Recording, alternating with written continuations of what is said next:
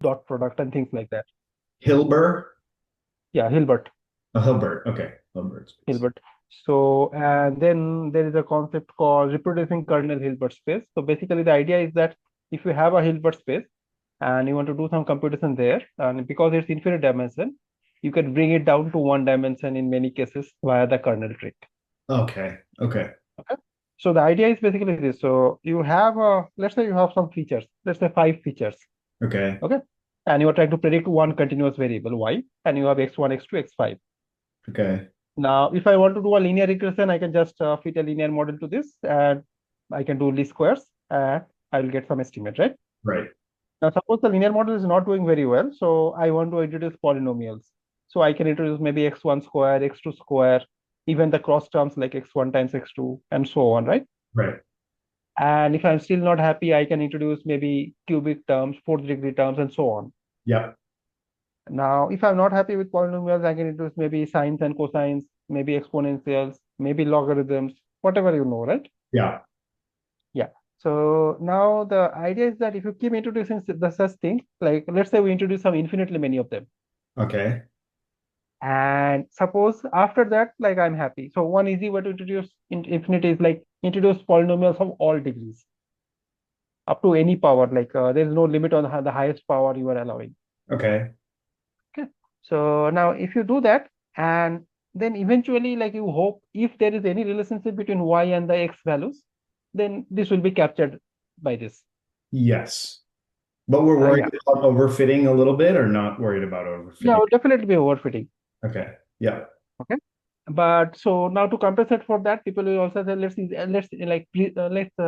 pretend that we have infinite data also Okay. to Okay. overcome the overfitting problem.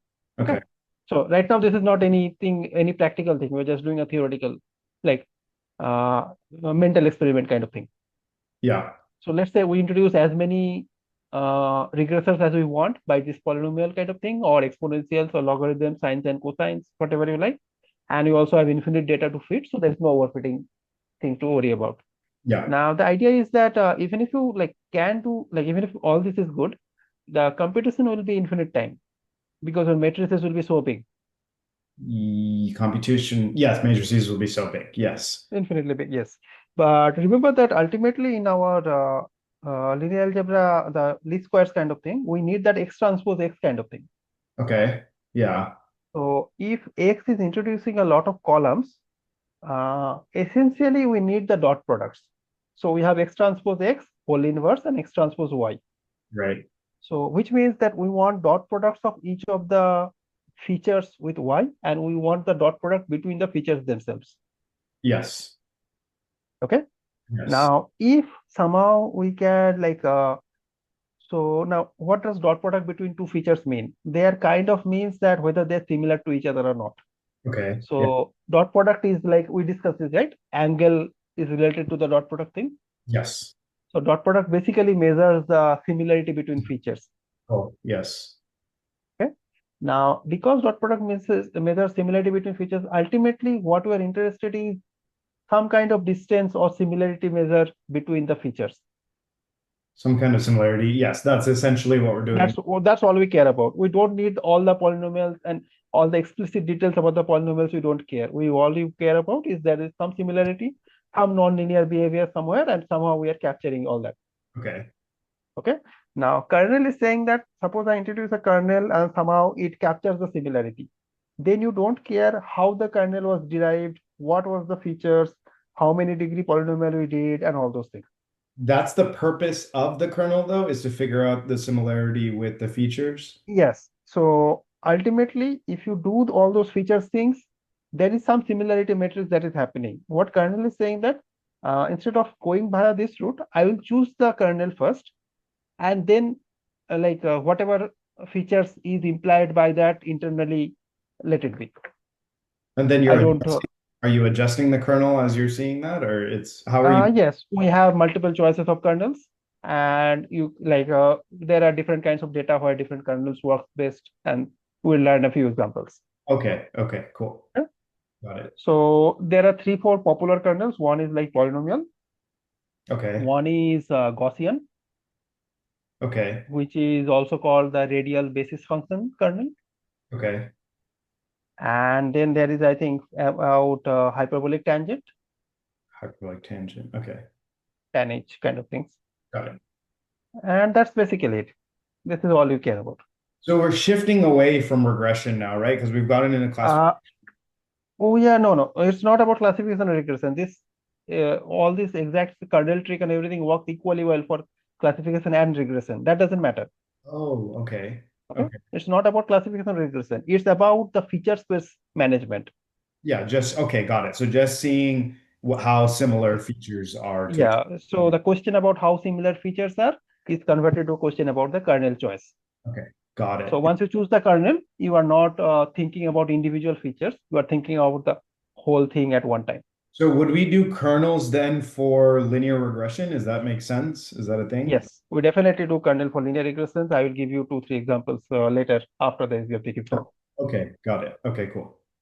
Okay. So there is a concept of locally linear regression. Local linear regression. Okay, Yes. So that is kernel based. got That it. is what happens if you try to apply the kernel methods on linear regression directly Got instead it. of doing SVM. Got it. So in other ways, there are two, three different things that are happening here. One is how do I manage the feature space? So that is done here by the kernel trick. Then there is also the question of the loss function thing. So for example, when you minimize least square, you explicitly say that my loss function is linear, is Right. square, Right. square of the error, right? Yes. SVM implicitly chooses a different kind of loss function.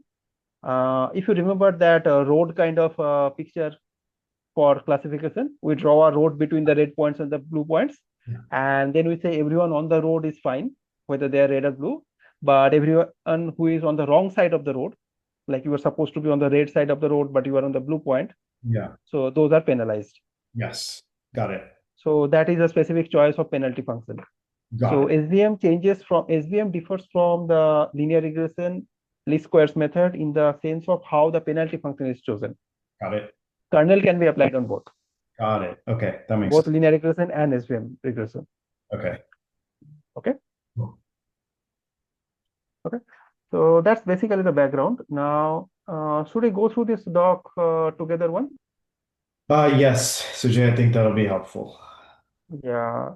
Let me share screen. Yes.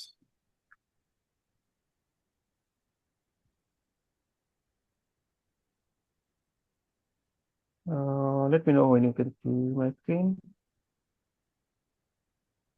Yes, I can see the screen. So this is it. Let me get it a little bigger. Okay. Yeah. So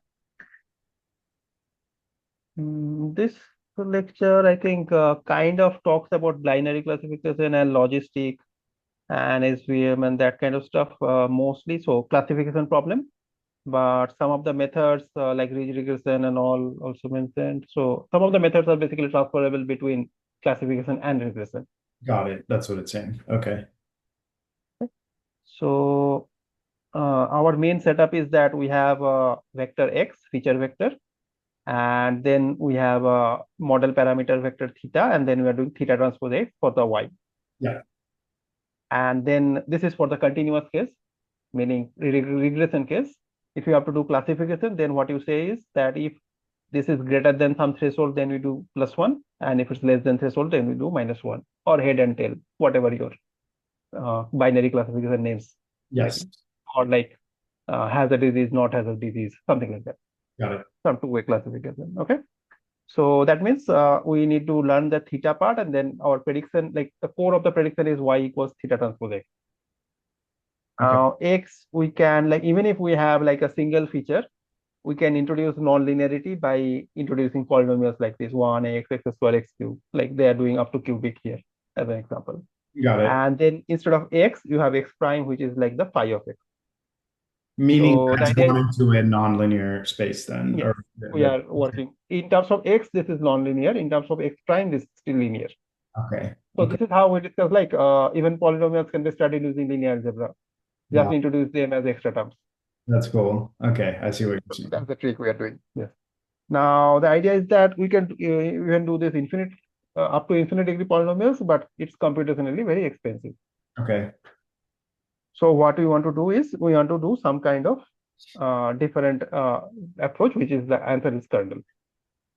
Give me a second. Let me make sure I understand here. Discuss kernels which enable working efficiently with feature maps. Okay, this is everything that you just said is the introduction then. Okay, cool. Okay. Yes. And next, we are moving into linear estimators. So linear estimators, we are minimizing some regularized empirical risk, where J of theta is some loss function plus some regularization term R of theta. Yes, that is just the generic. Generic version of what you can like a minimizer kind of method for estimation. Yes, that'll work for. Where this H theta of xi, specifically, we can think of that H theta is the theta transpose x term that we introduced earlier, y equals theta transpose x, so that term. So theta transpose x times and y. So loss between theta transpose x and y. Got it. And then for least squares, this will be the theta transpose x minus y whole square. So I whole square. Yes. Yes, least squares So then. loss of a comma b will be a minus b whole square Yes, that for makes the square method. Yeah, that's the specific that's case. why you're saying this can be applied for our linear regression model. It would just Yes, this can be applied for linear regression. This can be applied for other also. okay, For got it. logistic, the loss function looks Oh, like this. perfect. Okay, there, perfect. Okay, so he's Yeah, showing we can write down the logistic also in terms of this. and then yeah, so the regression term is dropping off though, right? Because we don't have Yes, any yeah, yes. okay. So it is log of 1 plus e power minus y times theta transpose x. Yes. Yeah, for logistic, perfect. Okay. That wait, And for have we seen, am I messing up? Have we seen that formula not for explicitly no, but if you write down everything like that, so basically what you do is you take the Emily, and remember we said that for Emily we need to maximize the log likelihood. so you take the derivative, set it So equal log to likelihood the is log log. of Yeah, I take the logs. Yeah, okay, got it. logs, and then this is what you get. Okay, okay, got it. Cool. Okay. And for least squares and ridge regression, the loss function is just a minus b whole square kind of thing. So theta x dot product minus y whole square. Got it. And then for the ridge regression, though, we have For that. regression, there is a regularization term, which is lambda by 2, theta non theta square. Amazing. Can you scroll up now? And let me look back at that formula. Okay, so now that makes sense. Argument. Okay, J of theta, we're just calling that loss Yes, function. Okay. yes. So first part is the basically how much error is incurred by the model, and the second part R of theta is how bad the fitted function is. So basically, we want to penalize for bad kind of like over parameterization and all those things. Makes sense. Makes sense. Okay, and specifically for ridge, we choose the square kind of term for Yeah. lasso. It would have been the same thing except the square won't be there. It will be L1 norm Okay. Got instead it. of L2 norm. Got it. And for support It's vector L1 machines, norm. Sorry, for which one it's L1 norm, you said? lasso. Oh, lasso. That's right. Lasso. Lasso. Lasso. Yeah, Lasso is L1 norm, ridge is L2 norm, perfect. Okay. the square term. Yeah. Otherwise, they are very similar in terms of formulation. Got it. Okay. For support vector machines, that road kind of picture, if you write down it algebraically, it looks like this. Oh, okay. So here I can explain what is happening. First of all, this B is the width of the road. B is the width of the road. Okay. Yeah. So up to amount of B being on the wrong side, we are allowing kind of. Okay. Okay. Yes. And then Y times this theta transpose X minus B. So this is basically the distance, how much you are wrong, multiplied with Y, and then Y minus 1 minus that, max of that with 0, because we are not penalizing if you are on the right side, we are penalizing if you are on the wrong side. You don't need any. So the penalty will be 0 if you're on the right side. Yes. Yeah, Yes, that makes sense. basically like that. Okay. Now, it says also that ridge regression, it can be interpreted as a Bayesian viewpoint of the Gaussian prior over the feature vector. There's 1 second, sorry. There's no hyperparameter on support vector machines. The B is there. Well, the B is that's the width, B right? is the Okay. hyperparameter. Okay, got it. So that's what we'll pay. That's Yeah. what. Yes. Yes. Okay. And the regularizer is half into norm square. Got it. Cool. So the next comment is that some of these you can interpret as a Bayesian viewpoint. Like if you apply some prior, like a Gaussian prior over the theta, then this comes out to be the answer of the regularization comes as a byproduct of the of the Bayesian posterior thing. I'm This sorry. is tricky. I want Yeah, to understand. let's break it down. I want to So you are understand. minimizing something, right? So our methodologies in all this is kind of like non-statistical, non-probabilistic. In the Okay. sense, we are not doing any probability theory here. Yeah. Yes. But people who like probability theory more than this kind of ad hoc approaches, they will say that okay, I will choose some Bayesian prior, and then I will try to calculate the posterior. The posterior being the loss or the penalty. No, posterior being the posterior distribution, because once you have a probability distribution, you can calculate from prior to posterior, and Yes. then you calculate the posterior mean. How does that help us? That is another way. Like we discussed, like we can, like Emily is maximizing the likelihood, right? Right. Instead of doing Emily, you can assume that the like my parameters have a Gaussian prior and calculate the posterior mean. Got That it. doesn't require any maximization problem. Yes. Got it. Okay. Okay. So there we're Okay. doing And maximization. then you can choose something else as a prior, then you get something else as a posterior. That's pretty cool, actually. That's Yes. pretty cool. That's pretty cool in the sense that you are not making an ad hoc choice in terms of the loss function. You are making an ad hoc choice in terms of the prior distribution. Yes. You're still Yes. making a choice, but in a different kind of choice. That sounds harder though to do than just doing the Uh, no, not necessarily harder. Sometimes you have some intuition around what kind of prior you want, like Gaussian prior is a easy one. okay. Okay. So that, yes. And what this is saying is that if you choose a Gaussian prior, you will get the same answer as ridge regression. Cool. Very cool. So Okay. they match. Okay. Similarly, there is some other choice of the prior which will match with SVM. Got it. That's pretty cool. Okay. Yes. So this is like a way of connecting between the two Probability. different approaches of solving these problems. Okay. Okay. Got it. Now, the other thing this is saying is that this is the representative theorem we are coming. So Jay, can you give me Uh, 20 seconds? I just need to use the restroom real quick. Can you give me yeah, 20 sure, seconds? Give me 20 sure, seconds. sure.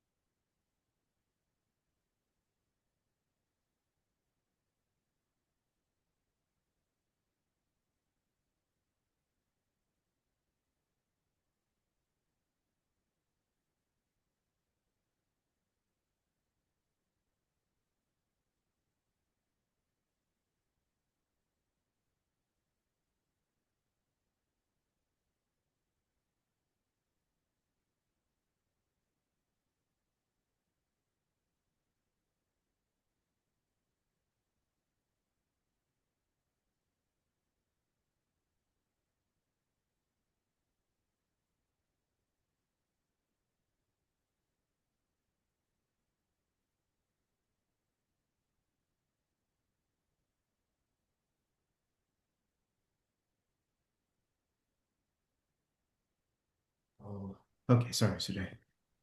Okay. So now we are kind of going to make another observation about these methodologies like logistic, ridge, SVM, linear regression, and all that. What they are saying is that the final solution of theta that you get is some kind of linear combination of the xi. Some sort of linear combination of the x prime I though, right? No. No, it's saying of the xi's.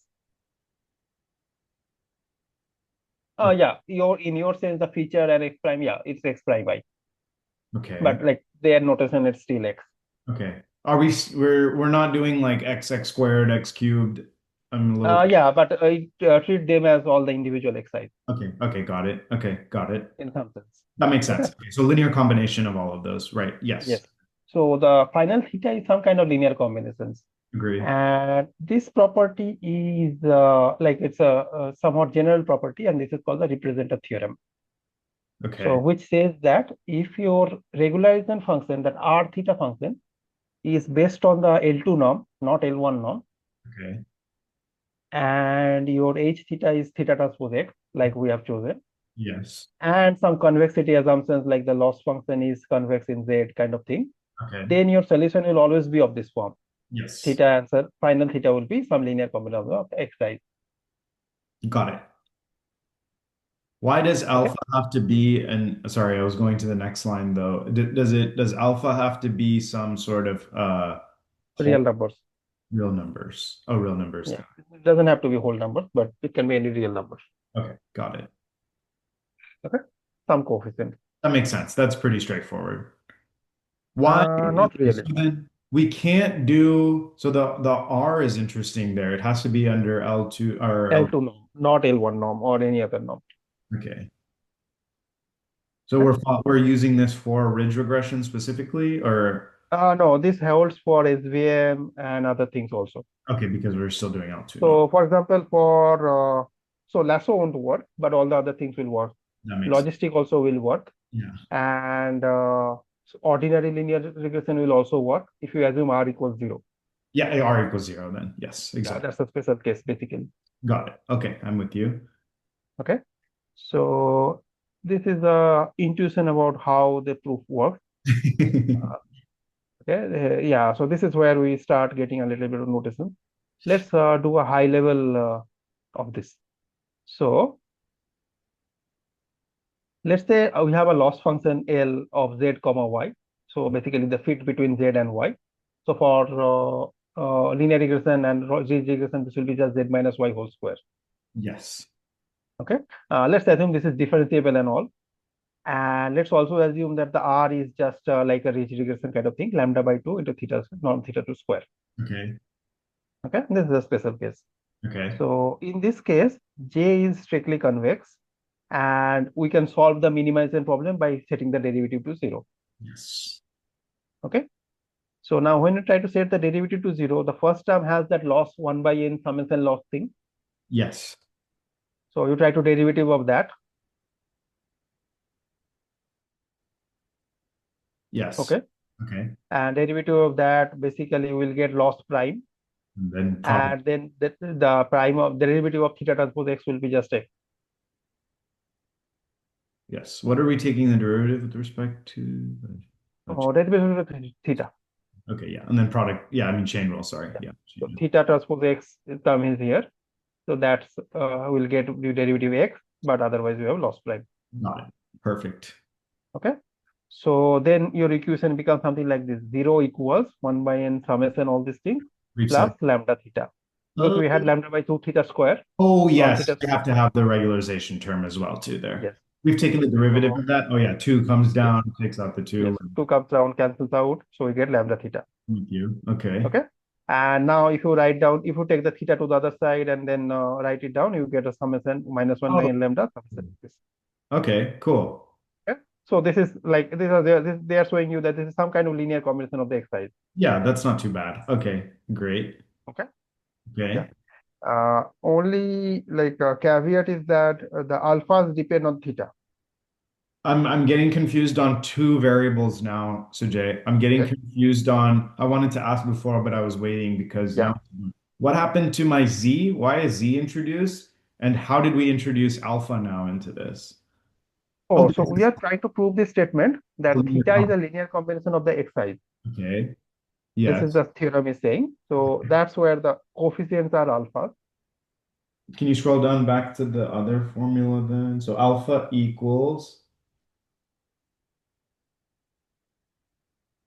oh, because you've removed times X. Okay, so that's just the alpha in the front. Yeah. So whatever it's come in front of x, we are calling that alpha. Okay, I understand alpha now. What happened to Z? Z was a dummy kind of thing. Z was a, So so your loss function was, see, remember your j theta was 1 by n summation loss of something comma y. the H is as So we just, are writing that something as v okay, got it. Okay, temporarily. got it. Some Okay. function. Yeah, Yeah, some function. Okay. So okay. that's it. But the idea is that we can write theta as some linear combination of the xi with the caveat that alphas depend on theta Yes. and theta depends on alphas Theta depends on, because of this. Yeah, theta yes. is summation Yeah. alpha xi. Yes, okay. Okay. So it's not very straightforward to actually find the theta from this. It seems a little circular logic then, Yeah, right? it's a bit of circular. Yeah. Okay. So which is basically saying that this is not how we are asking you to solve it. but this is like an observation that will be useful to I understand this better. Okay. Okay. Okay? But whatever you can do is, suppose we choose some theta, then from this equation we can find the alphas. Alpha equal minus 1 by n lambda lost prime something something, right? If we choose our theta, we already have it. Why do we need to go? Yeah. No, Okay. no. So suppose we don't know this is the right theta or not. This is like my preliminary guess of theta. Okay. Okay. Got it. Okay. Then from that theta I can find the alphas, Yes. and from that alpha I can get a new theta, Yeah. Yes. and then from that theta again I will find the alphas, Got it. I knew. Okay. and I will iterate between these two. Okay. Okay. Yes. Makes sense. So this is like a very standard way of solving these kind of things, these kind of problems, when you don't have an explicit like a circular kind of situation you are solving. And as long as your starting theta is not bad, this will like you will eventually reach close to the actual right like the true theta Okay. Converge to somebody then. Okay. converges on some kind. Okay. Okay. Got it. So that is the basic idea.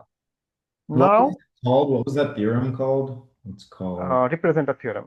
So you can represent theta in terms of xi, in terms of alpha. Yeah, some linear combination of xi. some linear function. Okay.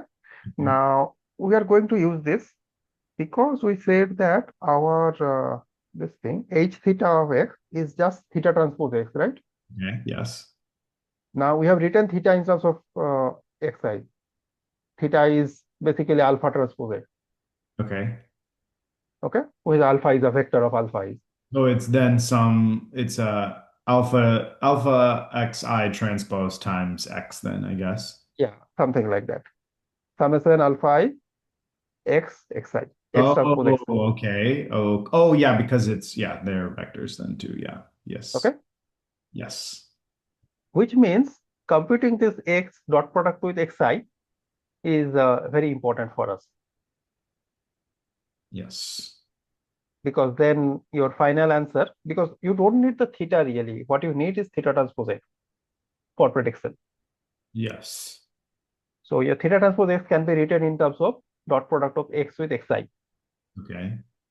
Okay, and now we are doing the kernel trick where it is saying that suppose I don't know how to calculate the x explicitly, I don't know how to calculate the xi explicitly, but I know how to compute this dot product, Yes. then we are good. Can you say that again? Sorry. So even if we don't know how to compute the ax or the xi explicitly, if we Okay. know how to compute this dot product, that is enough for us. Okay. So we won't be able to calculate the theta directly because theta is summation alpha I xi. Computation will be difficult, Yes. but what we need is theta transpose x that we can calculate easily. Yes. Okay. Let me put it a different way. Suppose computing this dot product is quicker than computing the x and xi, then we should not compute x and xi separately and then try to calculate dot product, So we but need use the it. dot product directly. Okay. Yeah, because that's what we need in the end of the day. Yeah, because that's what I ultimately need. So we should not do that. If the intermediate steps can be skipped, then our computation will be faster. Yes. So that is what the kernel trick is about. So now it is saying, suppose you assume that your Sorry, feature sorry. Hold vector. on. Hold on, Sujay. One sec. Let me wrap my mind around something. Sorry, this might be going backwards. What is the Yeah, difference between X and XI again? Why are those different? X? x is where you are trying to predict the new point, and Yeah. xi are the data points that is there in the already in the training sample. Okay, I'm with you. Okay, Okay. so now let's say as they're giving an example that if you have a single feature x and then we created a vector of features 1 x square x square x cube. So that means we are going from a lower space to higher dimensional space. Then instead of dot product between x and xi, we will need dot product between phi of x and phi of xi, right? That kind of stuff. Oh, right, right, right. That makes sense. Okay. Okay. So that means we will need a dot product between phi of x and phi of x prime The in reason we're general. doing this, though, is because we've gone to a higher dimensional space then, so we can Yes. account for that then here. Okay, Yes. got it. I'm with you. So and then this quantity dot product between phi of x and phi of x prime. between any x and x prime. In our case, x prime will be xi from specific I, Yeah. but in general, we can write this as k of x comma x prime. So this is a new notation we are introducing. K is what we call a kernel then? K is what we call the kernel. And Ah, the idea is that if you can compute k quickly, then you don't yeah. need to Then you calculate the don't even phi. need, yeah, because then you can You use can ignore the that phi. product for that Yes. then. And then you don't need to know the phi also. Like phi can be more complicated expression. So for example, for Gaussian kernel, if you try to write down the kernel, it's very easy. It's like a Gaussian formula. But if you want to write down the phi explicitly, it's a very complicated. I can show you the formulas, but it looks complicated. If you have it, just I don't have to understand, but just I have the wiki pages. If you want, I can show you. yeah, that would be cool. Okay. Yeah, I'll show you. So Starting to let's see where you're going with this or why we're doing this even. That yes, makes the whole trick is that we don't need to compute features which live on a very high dimensional space. We just calculate our kernel and get the final answer that's cool. That's based cool. on the kernel. Now we again go back to our loss function, our j theta thing. It was like this, Yeah. and then you substitute the theta, which Okay. was some alpha j phi of xj, Great. and then you see that you can rewrite this in terms of k. What happened on the regularization term? We plugged Okay, in. let's see that also. We have a theta. So theta we wrote as summation alpha I phi of xi. Yeah. And And then if you like do the summation and squared norm, then you get this. cool. Okay. That makes sense. Yeah. The important thing is we only have k. You don't have the phi anymore. Yes, we've substituted based on what the kernel means for that then. Yeah. Okay. Okay. Yeah. So that means we don't need calculate phi. We can calculate capital K. Okay. Can I guess then? Are we able to like take a derivative of this and set that equal to zero then? The J, now that we have the J of alpha? Yes. Okay. Basically. Basically. Okay. So notice that we have written our j in terms of alpha now. We are not writing j of theta, Not j of in, alpha. yeah. Because the idea is that we don't need to calculate theta. We don't need to be in terms of theta anymore. Yeah. So suppose you have like five regressors, and let's say I have a housing data kind of thing, and I'm predicting what will be the house of a particular city, particular house in New York on particular date or something. Okay. People are not interested to know whether I took the 17th power or the 33rd power of the individual variables, right? Yeah. People want to know what my prediction is. Yeah. Yeah. Yeah. So if you can show me what the predicted value is, and that makes sense to me, I don't care what your got complicated, whether you use sines and cosine or you use Yes. exponentials in between, That makes like sense. how complicated your features are. That We makes sense. don't care. The So one that is what this is question, doing. the one question I have here though, so Jay, is I would think intuitively that it would be J as a function of phi instead of alpha, because I was thinking alpha is some sort of constant. No, so phi is what is creating the new features. What's creating the new features? Yes. Uh, Theta is what is the parameter we are trying to solve for, Yes. unknown parameter. Yeah. Okay. Now theta we wrote in terms of the alphas W somewhere, right? terms of the Yeah. So this is saying theta is summation alpha xi. okay, got it. So if we know the alpha, we can calculate theta from this formula in Right. theory. Right. Okay. So that's why so whatever formulas we had of like a function of theta can be written as a function of alpha as well. Got it. Okay. That makes sense. Okay. No. So that's the notation and that's the idea that is happening in between all this. Cool. So now J is a function of alpha. I that formula makes sense now. I got it. I Yes. understand how we're getting. And the important part is that we don't need phi for this. We just need capital K. And this can be, yes, we can because we went to the kernel now. And that is a general formula for my models, right? Like I can use that for linear Yes. regression, but that the regular. Yes. Any SVM, logistic, all those works with this. Yes. There is nothing specific about this. This can be classification and regression both. Yes. Okay. Got it. Okay. So this is like a very powerful theorem which should work essentially all of machine learning. Cool. Very cool. Representer theorem. Is this Okay. different than the representer theorem, or this is the same thing? This is an application of the representative theorem. Representative theorem is saying that theta is a linear combination. Okay. Got it. Perfect. Okay. Got it. So this is like a consequence of that. Cool. So now we are saying that we can minimize this with respect to alpha and solve for it. Yes, perfect. That's exactly where I was thinking. Yes. So specifically, if we are doing a regression, then our prediction is theta transpose x, Yes, and theta transpose x can be computed as summation alpha I k of xi comma x. agree. So this is basically like assuring you that we don't need theta calculation. We just need to calculate the alpha, and then you can use the right hand side to calculate the prediction. Got it. Because your prediction formula was theta transpose x, so you might be wondering, how do I get my theta back?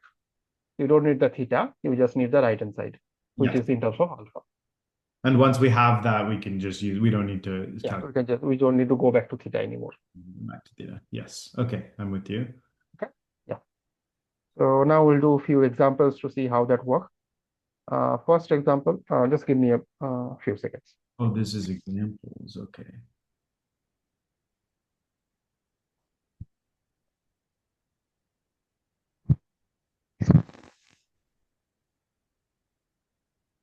Yeah. So the first example is polynomial kernel. Which page? I don't know if you, Today we're on page 5, right? Okay, cool. yes, we're on page 5. Perfect. So the polynomial kernel is doing basically we are taking all pairwise combinations. Like the first thing is x1 square, then x1, x2, then x1, xd, then x2 square, and all those terms. So basically all square terms and all cross terms. Okay. Okay. So degree 2 polynomials. Yeah, Okay. Now, if you do that, if you take that as phi, you have so many terms. I got you. But if you write down the k, you have all the summation formula, but it simplifies down to something like this: x transpose x prime whole square. That's very cool. That's very Okay. cool. So Very computing cool. phi would be very time consuming if your d is high. Suppose d is 100, then phi has 10,000 terms. Yes. But we don't need that. We just need one dot product, and that's square. Within each of these kernels, though, Sajay, maybe from the beginning you were saying something different, but do each of them have to be the same like format? Like what if you had x1, x1 squared, x2, sine of x, x2, things like that? Like do they all have to be Oh, so you're saying, can I mix polynomials and trigonometric and all that? yes. Can you make People generally don't do that. okay. The reason being the algebra becomes difficult. Exactly. But essentially, uh, we'll give some examples later. But the idea is that there are a lot of good kernels. They kind of cover all the good features that you can have out of polynomials and sines and They cosines work and out. exponentials, that kind of thing. Okay, So got it. whatever good features are there, they will try to more or less cover that. Got it. Okay. And you have essentially three, four good choices of kernel. Ones that And depending on what your priorities are, you can choose whichever works best for. cool. Got it. Okay. The other question I have maybe is that if you have more than two features there too, right? Then you would do x1, x2, x3. This polynomial thing would work for a Oh, so you want degree three polynomial? Yes, that will work. So what? okay, cool. Got it. And Okay. then it would You can still do any be degree polynomial. your product of x and x prime then. Yes. Okay. So instead of it, it will still be fx prime. It will be whole cube instead of Oh whole yeah, square. yeah, yeah. Because you'll have a third term there then too. Yeah. So you have a third term, it will be whole cube. That makes sense. And sometimes what you want is you want the constant terms, you want the degree two terms, degree three terms, and everything. Yes. So let's say I want all polynomials up to degree 3 or degree 2, that kind of thing. Right. Okay. One way to do that is do this kind of trick. X transpose x prime dot product plus p whole square. What this will happen is if you expand this quantity, this will have both the constant term because it's square.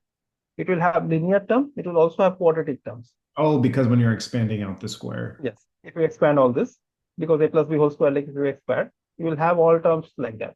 Got You it. can also have like instead of power 2, you can have power d. That will have all polynomial terms up to degree d. Oh my gosh. Okay. Okay. So this is like you can recover all the polynomial things that you were doing earlier. That's pretty cool. That's pretty cool. Okay. Can we do one So review on where the act because I think a step was skipped when he wrote it, but the actual kernel with the summation of x and x prime, that's yes. coming from my formula where um That coming from here. Yeah, the summation. Yeah, it says Let linear me go back. combination. Why did alpha get dropped? Why is there no Oh, alpha? okay, here. So we had this summation alpha j, phi of xj and phi of xi. Yeah, So everything outside we can take the alpha j out of the summation. Sorry, alpha j in the summation, but alpha this dot product inside the summation, yeah, and this dot product between phi of xj and phi of xi, we are calling that k of xi comma xj. yes. Okay? Oh, Here, k oh, of x just comma xi that. is dot Oh, product between phi just and phi of x and phi yeah, of yeah, xi. yeah. Just that part then. Oh, and That's it. it's a inner product of the Yeah, it's an inner product. We have defined it like this. yes. This is the notation.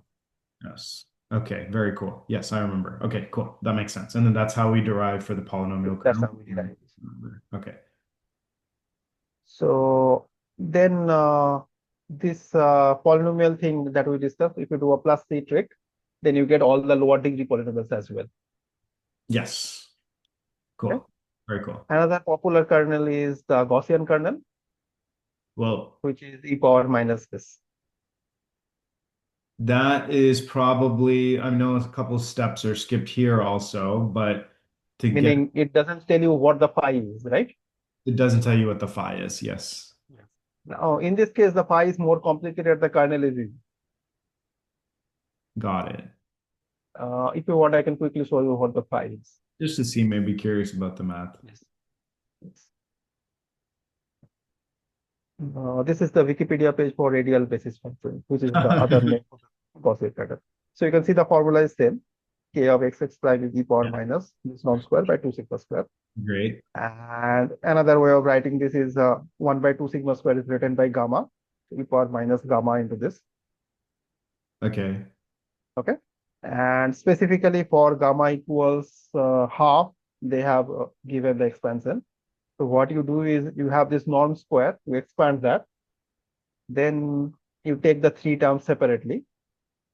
The first exponential you do Taylor series, other two you keep as is. Then in the Taylor series inside, the individual terms you break in terms of multinomial. This is something you may not have done very often. So you have a multinomial formula for expansion, just like you have a binomial formula. So Yes, this is a multinomial formula similar to that. that's pretty cool. Okay. And then your phi turns out to be something like this, Got it. where this L is this and the alpha A's are this. Got it. Okay. So something complicated. And you can see these are polynomial kind of things. X power something, x1 power something, x3 power something, and some constants in front of them. Yes. Okay. Oh, yeah, But all because that, if you do, I can just add. all that you pack inside a single formula for the kernel. That's very cool. Okay. Got it. I mean, the exact expressions are not very important for us. It's just Yeah, to it's cool to that we see that can, it is derived and then it comes to something that we can yeah, use. it comes to something which can be computed if you really want. Yes. And the kernel trick is telling you that this computation can be skipped when we are doing the real world examples. Got it.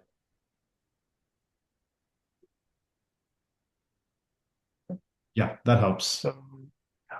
So going back here, so then there are some comments about another way of thinking of kernels is thinking of them as similarity measures, as we discussed, like a kernel between x and x prime measures how similar the two Inner are. product of them. That's literally what the inner product is doing. Yeah, Yeah. inner product kind of concept. So they generalize the inner product in some high dimensional space. Very cool. Okay. And in general, if we have some n points, x1, x2, xn, then we can do the pairwise kernel thing, k, I, j, and we can create a matrix of this. This is called the kernel matrix. You lost me there. How did we get to? Oh, so you have x1, x2, xn, Okay. some n points. Let's say this is the training data set or something, Okay. or test data set, something like that. Then you can calculate the pairwise kernel for every pair. So x1 with x2, x1 with x3, and so on. Yes. And then you will get a matrix, K, which they are also denoting by capital K with a bold kind of thing. Oh, This kind of reminds me from like probability statistics. It reminds me of like a covariance matrix, I guess, maybe. Yes, yes, yes. This is kind of like that. Yeah, This it has a lot of similarities with the covariance matrix. okay. Okay. We'll Yeah. discuss that. More like correlation metric. Correlation matrix. Yeah. Yeah. Yeah. Exactly. Somewhat similar to that. Yes, definitely. Okay. So just like covariance and correlation matrix, this K matrix will also be symmetric. Yes, that makes sense. Makes sense. Okay, because like x1 distance, like similarity between x1 and x2 should be same as similarity between x2 and x1. Got it. Yeah. So then that whole diagonal. And then And it's also positive semi-definite, just like covariance matrices. very cool. So it's basically like a covariance matrix. Sem Like you are absolute semi-definite. Semi-definite means that it's zero or means greater. eigenvalues can be zero I- but not negative. Eigenvalues can be zero, but not negative. Okay.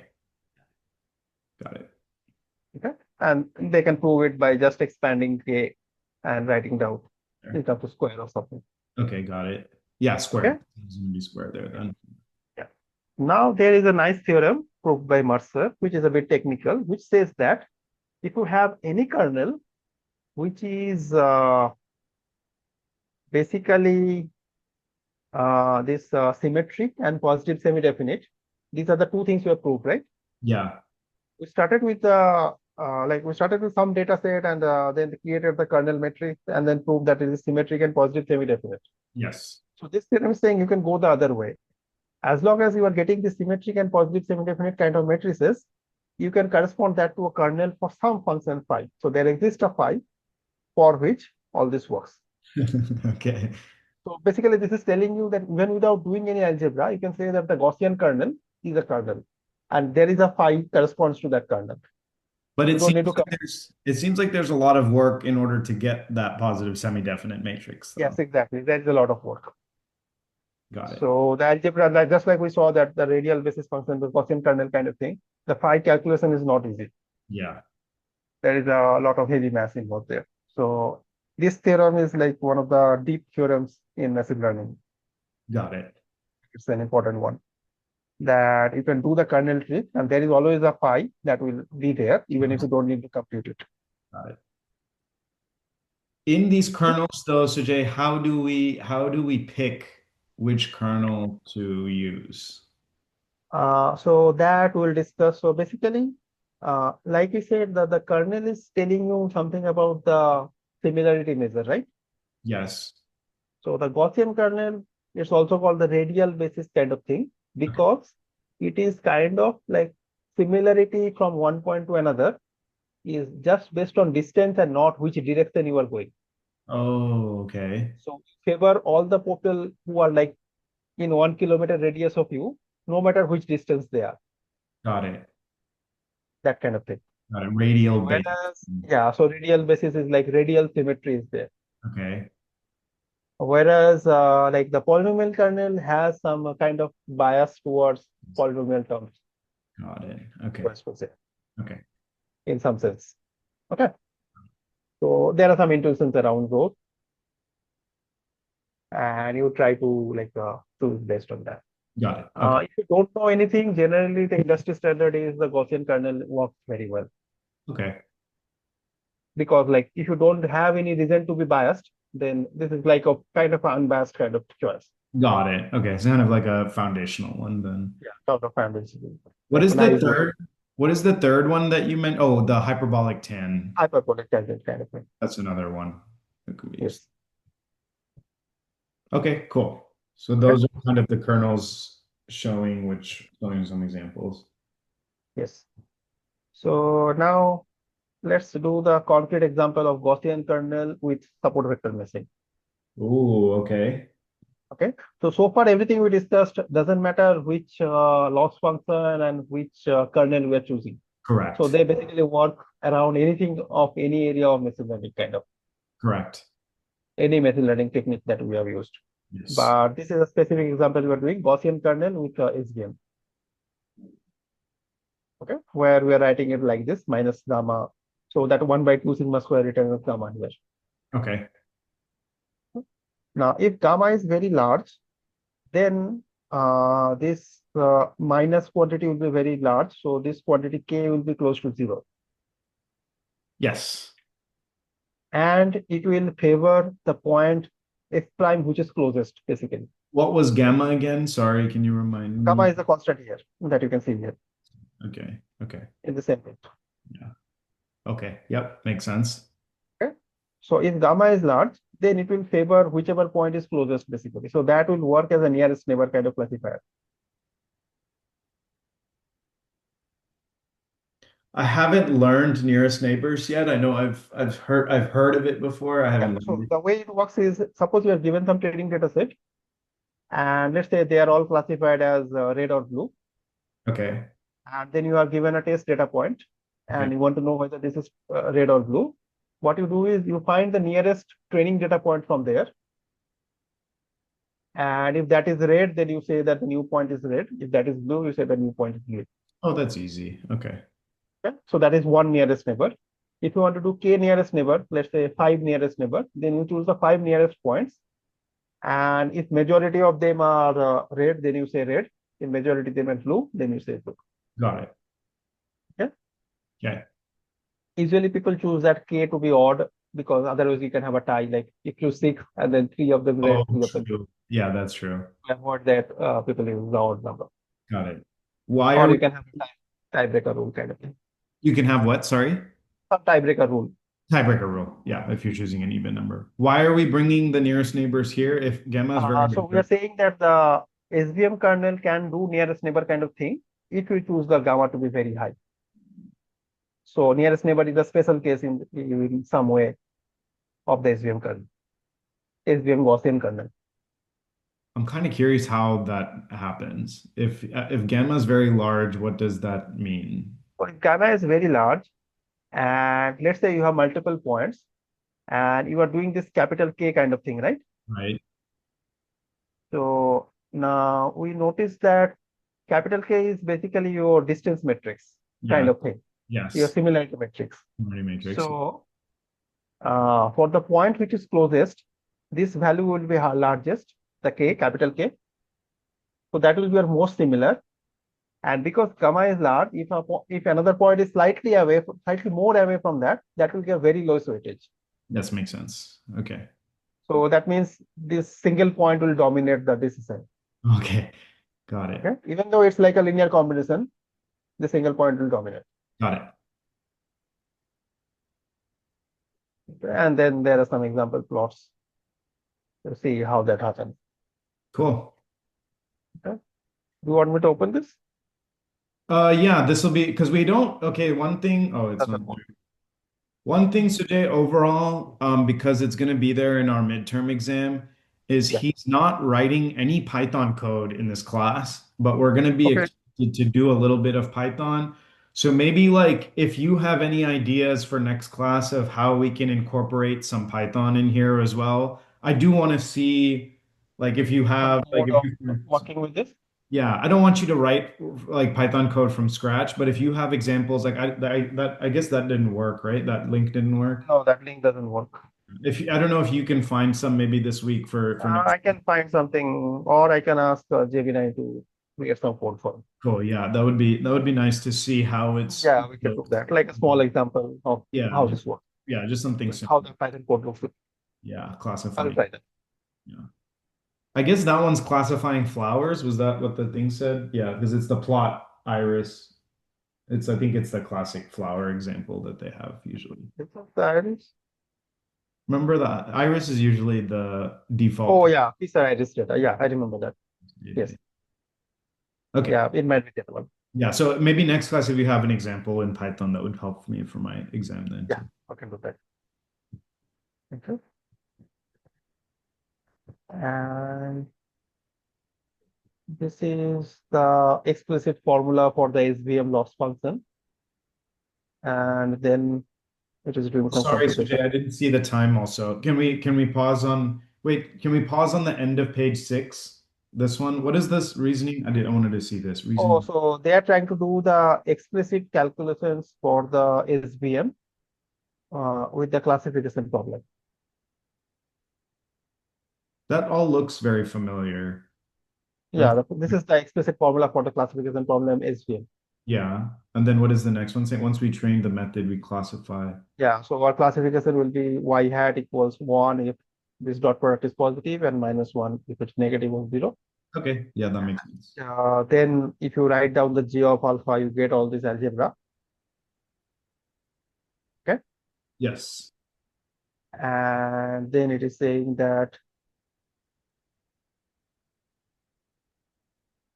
uh, what is what is the magic happening?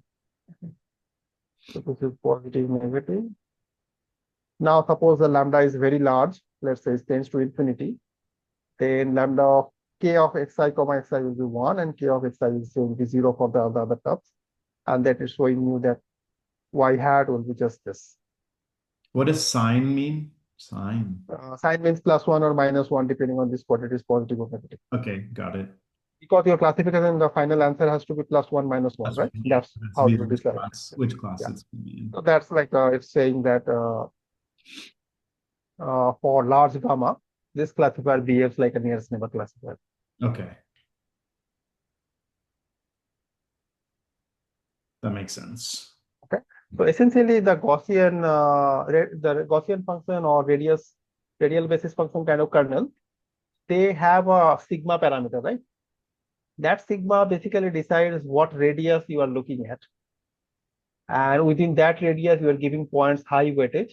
Everything outside of that radius, you are giving very low weightage. And it's radially symmetric. Where was you mean the gamma parameter?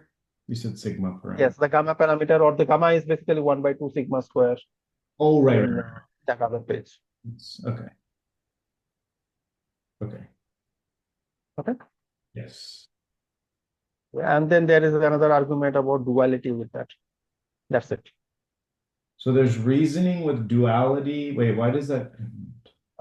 Reasoning duality is basically proving the same thing, but by looking at the dual problem. So SVMs, sometimes the problem has some dual problems structure. This is a like maths function analysis kind of technique of solving a problem by solving its dual problem. Oh, he mentioned this in class. He had dual problem, and what was the other one? Primal and dual is what we call it. Primal problem and dual problem. Yeah. Yes. So you can like do the same thing with a dual problem kind of thing and do the algebra and reach the same answer. Cool. This stuff's pretty cool actually today, and it makes Yes, yes. sense. It's very cool. Yeah, And generally, the kernel trick is one of the nicest thing you will learn in machine learning that's very cool. All because right. it works anywhere. Yeah, It doesn't care about which loss function, which logistic or yeah, SVM, whatever it, yeah. whatever it is. It works anywhere. And then you can fit with in other dimensions also. Very cool. Okay. I don't have any questions today. Okay.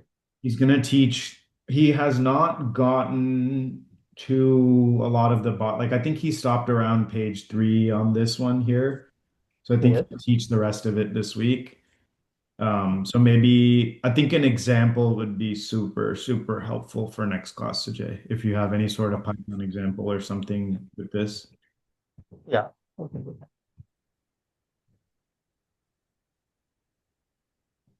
Uh, just for our reference, so this is the wiki page for kernel method. Okay. Oh, these are the You can just this is same concept that we have discussed so far, yeah. but you can read it once if you like. You can see visually then too what's happening. Okay. Yes. So this picture is basically telling you that so here you can see the red points are inside a circle and the Yeah. blue points are outside the circle. Now the circle is very nonlinear kind of thing, but if you do a high dimensional projection, that dividing line, which was a circle here, that will be a plane, Yep. which is a linear concept. There was a And cool that video of corresponds that to one this choice, later. this particular choice of kernel. And k of xy would be x dot y plus norm x square norm y square. Okay. What is Okay. that? What is the name of that kernel? I don't know if it has a good name or not, but it turns out that this matches. Works. Okay. Yeah, I think now I think it like makes sense on what the kernel is, how it works and everything. Maybe the confusion is now is like if I'm How do you doing choose the how kernel? to pick those kernels and things like that too. So, Okay. I would suggest you can read this page at least yeah, light just to see how it sounds like. yeah, and then I'll click into if you scroll down, I think they had a bunch of the kernel. Yeah, I'll just go through some of those kernels. Popular kernels. Yeah, Yes. we did And the it has also one represent a theorem, percent similarity. Cover's theorem. I don't think we went into. I don't know what is this. Oh, this is a dimensionality counting tool. It's not a very important for us. Okay, It dimension. basically tells you like what dimension works and what dimension doesn't work. Interesting. So like all these things, if you are working on a like endpoints and d-dimensionality, and then you can map to a very high dimensional kind of things, right? Got it. So this has some formulas about what is the highest dimension works and all that. Got it. Cool.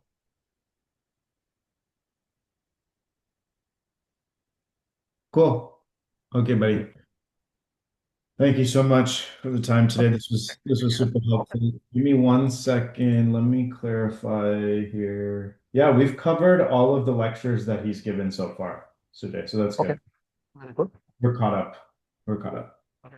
And the homework was helpful yesterday too, man. That really helped Yeah. me. So I'm gonna watch that video one more time and make sure, Okay. like, so that I can take notes and everything during the video also. So that helped a lot. Okay. Okay, man. Thank you so much. Oh, wait, you said class Saturday you can do, right? Or Saturday? Yes. Next week I can only do Saturday if you want. Okay, That's Saturday. not. Okay, sounds good. We'll see you Saturday then. Okay. Okay.